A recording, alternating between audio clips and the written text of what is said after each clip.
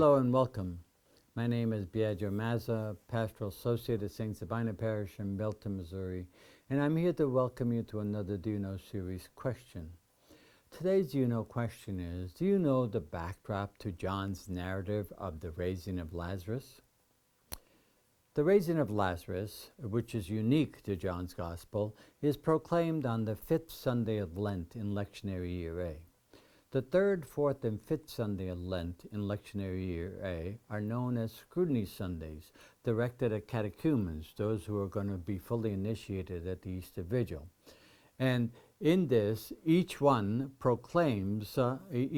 proclaims a narrative, a baptism-filled narrative from John's Gospel, in which Jesus is affirmed and proclaimed as the living water in the story of the Samaritan woman at the well, as the light of the world in the raising, the curing of the blind man, the man born blind, and in the as the resurrection of the life in the raising of Lazarus.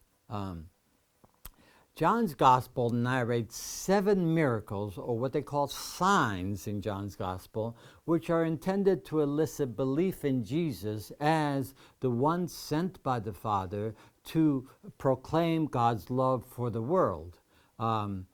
So the raising of Lazarus is the last and climactic sign of in John's Gospel, which sets in motion all the events that will lead to Jesus' death. This last sign affirms Jesus as the giver of life. For John, those who believe in Jesus already have life right here and right now, with Jesus being affirmed as the resurrection and the life.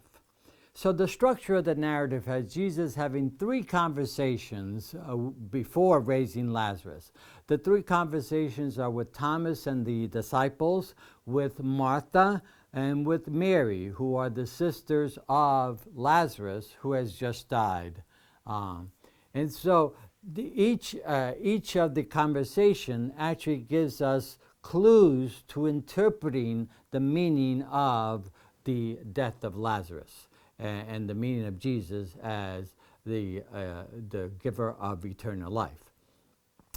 So the key questions, actually, that surfaced for the Johannine community that produced this gospel was, how is the death of any faithful ones who believe in Jesus as the resurrection of the life, how is the death of a faithful one to be understood and faced? If Jesus claims that those who believe in him have eternal life right here and right now, according to the way John proclaims it, then what meaning does death have in this context and this belief? Well, the answer lies in Jesus' own death and resurrection. So Jesus came to give divine life in all of its fullness to all those who believe in him.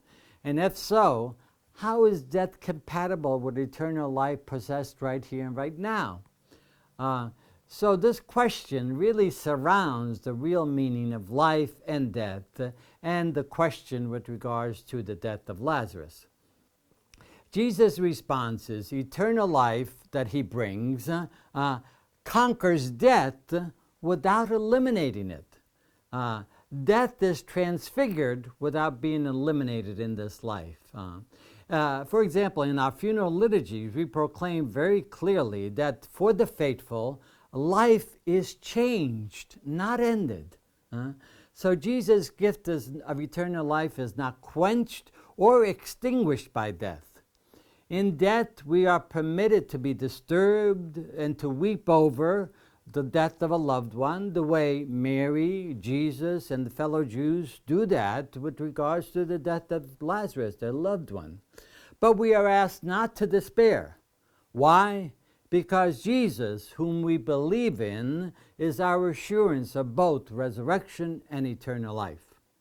Jesus comes to give life that cannot be touched by death.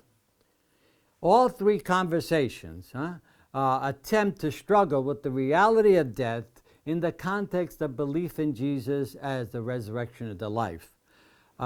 Jesus proclaims to Martha in the conversation with Martha that I am the resurrection and the life.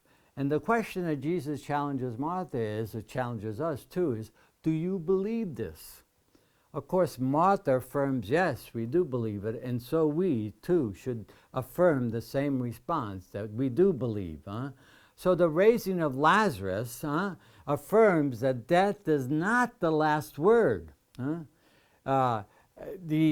the end of the story, unfortunately, ends with the irony that some of the Jewish leaders actually conspire to kill Jesus simply because he is the source and giver of life. So I hope this has helped to explain just a bit of what the backdrop is of John's narrative of the raising of Lazarus, and I hope we'll return again as we continue to delve into our scriptures and how they apply to our faith life. Thank you very much.